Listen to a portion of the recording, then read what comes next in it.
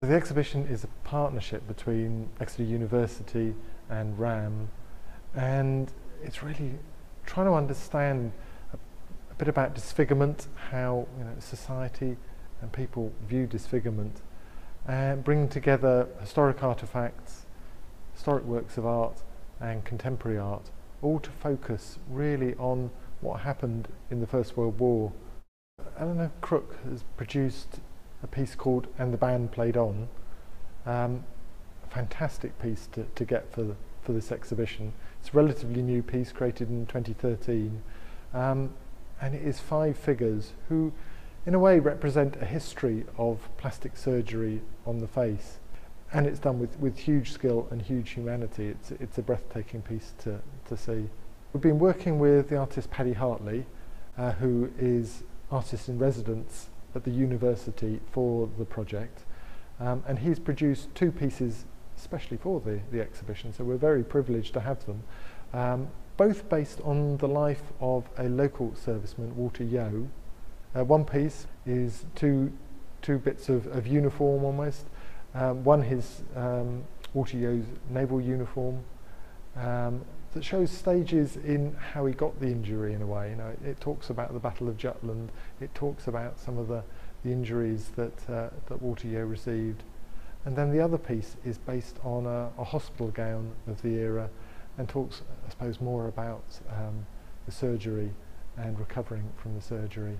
The other piece, it fills a large amount of space in the gallery, and it covers much of one of the walls, and is based on the signalling flags of the First World War. So that keys into Walter Yeo's service in the Navy, but it also kind of reflects on Walter Yeo's later life as a crossword setter. So the signal flags are laid out in a crossword, and the visitors, there's a handout that visitors can fill out this crossword. There's clues, or you can use the key to understanding what the signal flags mean to fill it out, and from that you can learn a lot more about sort of Walter Yeo's life. From the start was the idea that we should include some of those First World War poems that people have maybe heard about, or maybe some that people haven't heard about. So we have contemporary poetry from the First World War, and then we thought, well, again, there's that resonance between art today and the First World War, and Michael Longley sort of sums that up in his new collection of poetry, The Stairwell. There are reflections on the First World War and facial injury, and we've got a couple of the poems on display in the gallery, and it was a huge privilege for him to come to Exeter, to open the exhibition and to do the poetry reading. I mean, it's amazing to hear any poet read their work, but his reading especially just gave an enormous depth and kind of humanity to the work, and I was very moved to hear it. Face.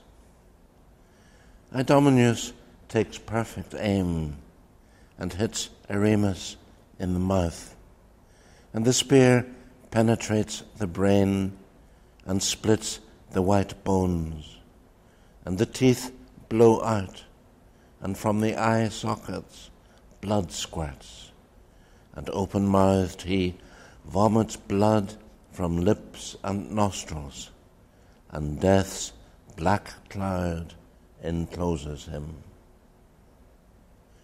Homer gets no nearer than this to the anonymous Tommy, his human face blasted away.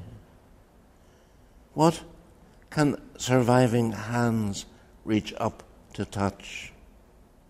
Tongue stump, soul meat. Homer's ghost has nothing to say.